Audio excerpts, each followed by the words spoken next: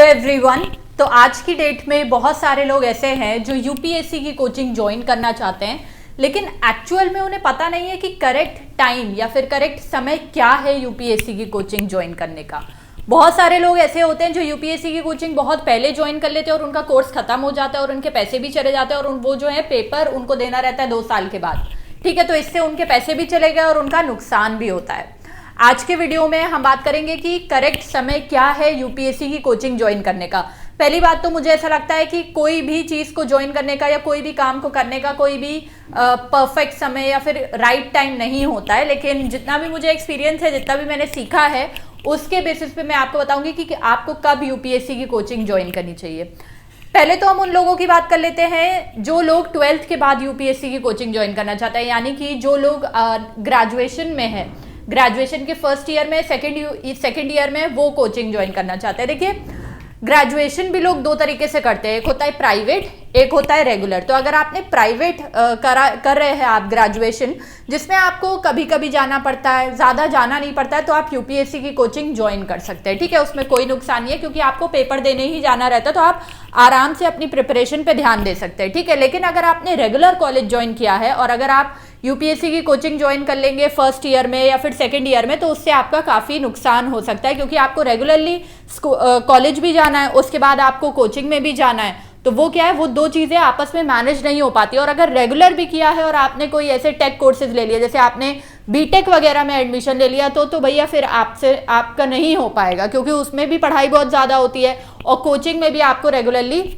जाना रहता है। तो वीडियो में आगे बढ़ने से पहले I would like to suggest you 2 books which I have received from a very well known publication and that is McGraw Hill publication. तो जो 2 बुक्स मेरे पास हैं वो है ये, एक्चुअली ये इंटरनल सिक्योरिटी की बुक है। ठीक है, और इस बुक का नाम है भारत की आंतरिक सुरक्षा की मुख्य चुनौतियां और challenges to internal security of India. ये दोनों ही बुक जो है सेम बुक है, बट ये हिंदी और इंग्लिश दोनों में मेरे पास है। चलिए अब हम लोग समझ लेते हैं कि इन बुक के की फीचर्स या फिर स्पेशल बातें क्या क्या हैं। देखिए, सबसे पहली बात तो ये जो बुक है ये इसका रिवाइज्ड एडिशन है, ये कम्प्लीटली अपडेटेड बुक है, यानी कि जो रिसेंट में जो भी इश्यूज़ हैं या फिर डेवलपमेंट है या फिर जो भी चैलेंजेस हैं which are faced by the Indian security agencies, वो सबको इसमें डिटेल में कवर किया गया है। यानी जितने भी रिसेंट इश्यूज़, डेवलपमेंट, चैलेंजेस हैं, उन सबको इसमें डिटेल में कवर किया गया है, जो भी करंट में सिचुएशन चल रही है। सेकेंडली, अगर हम करंट अफेयर्स की बात करें तो एक मुझे काफ़ी अच्छी चीज़ लगी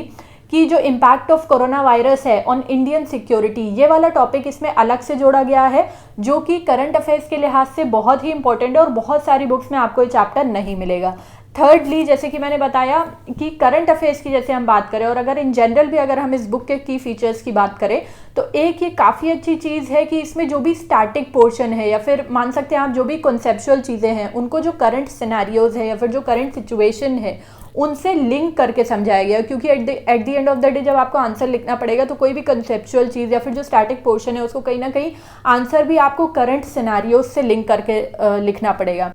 फोर्थली, इस बुक में आपको डिटेल्ड एनालिसिस मिलेगा on Islamic states and on the status of Kashmir. इसके अलावा अगर हम बात करें तो जो ऐसे वाले टॉपिक्स होते हैं जैसे मनी लॉन्ड्रिंग, मॉब लिंचिंग और ब्लैक मनी, ये सब टॉपिक्स पर भी आपको डिटेल्ड इंफॉर्मेशन इस बुक में मिलेगी। And this book also covers the chapters like the role of external state and non-state actors in abetting terrorism। ठीक है, इसके अलावा यहाँ पर आपको हर चैप्टर के अंत में प्रैक्टिस क्वेश्चन भी दिए गए हैं आपकी आंसर राइटिंग प्रैक्टिस के लिए। तो मेरे हिसाब से ये दोनों ही बुक, यानी कि एक ही बुक है हिंदी और इंग्लिश में, ये काफ़ी अच्छी बुक्स हैं और आपके यूपीएससी मेंस के लिए काफ़ी हेल्पफुल होंगी। तो इन दोनों ही बुक्स के लिंक मैं डिस्क्रिप्शन बॉक्स में दे रही हूँ, do not forget to check out. होगा क्या, आप कॉलेज सुबह से लेके करेंगे, उसके बाद शाम को अपनी कोचिंग करेंगे, उसके बाद आप सेल्फ स्टडी नहीं कर पाएंगे, आप पढ़ नहीं पाएंगे। और अगर आप फर्स्ट ईयर सेकेंड ईयर में ज्वाइन कर लेंगे तो ज़्यादातर जो कोर्सेज हैं ऑफलाइन यूपीएससी की कोचिंग में वो 1 साल के होते हैं, तो वो आपका खत्म हो जाएगा और वो आपका जो है आपका कॉलेज और कोचिंग के चक्कर में, दोनों एक साथ करने के चक्कर में सब बर्बाद हो जाएगा रेगुलर कॉलेज में। ठीक है, तो अगर आपने रेगुलर किया है, अगर आप रेगुलर कॉलेज कर रहे हैं और वो भी आपने कोई ऐसा कोर्स ज्वाइन करा है जो कि काफ़ी टफ है जैसे बीटेक, तो मैं ये बोलूँगी कि आप कॉलेज के फर्स्ट ईयर में ना ज्वाइन करें ना सेकेंड ईयर में ज्वाइन करें, आप कॉलेज के थर्ड ईयर में ज्वाइन कर सकते हैं क्योंकि पेपर तो आपको 21 ईयर्स के बाद या फिर ग्रेजुएशन कंप्लीट हो जाएगी या फिर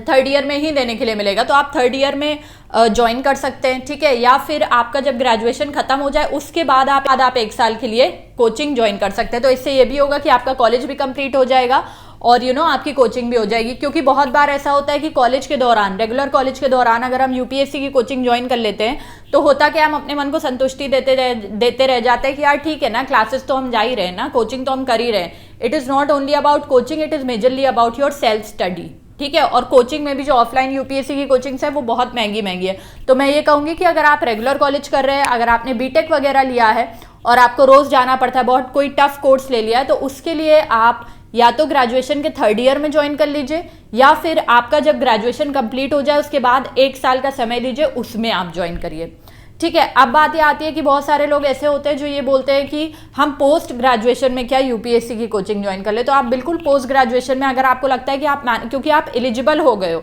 ग्रेजुएशन के फर्स्ट ईयर और सेकंड ईयर में क्या होता है कि आप एलिजिबल ही नहीं होते हो, तो अगर आपने पढ़ भी लिया होता है कॉलेज के साथ किसी भी तरीके से, तो भी आप एग्जाम देने नहीं जा सकते हो ना। लेकिन अगर आपने पोस्ट ग्रेजुएशन कर लिया या फिर अगर आप पोस्ट ग्रेजुएशन में हो तो फिर आप यूपीएससी की कोचिंग ज्वाइन कर सकते हो, आप मैनेज कर सकते हो, क्योंकि at the end of the day आप एलिजिबल हो गए हो एग्जाम देने के लिए। अगर आपसे मैनेज हो पा रहा है तो आप ज्वाइन कर सकते हो, ठीक है। बहुत सारे लोग अब ऐसे हैं, जैसे कि अब जो यंग जनरेशन आ रही है वो स्कूल में क्लास 11th में, अच्छा मेरी जब कोचिंग मैंने ज्वाइन करी थी तो वहाँ पे एक था बंदा जिसने क्लास 11th में से ही यूपीएससी की कोचिंग ज्वाइन कर ली थी। अभी मुझे ये नहीं पता how he was managing everything, but जो लोग ऐसे हैं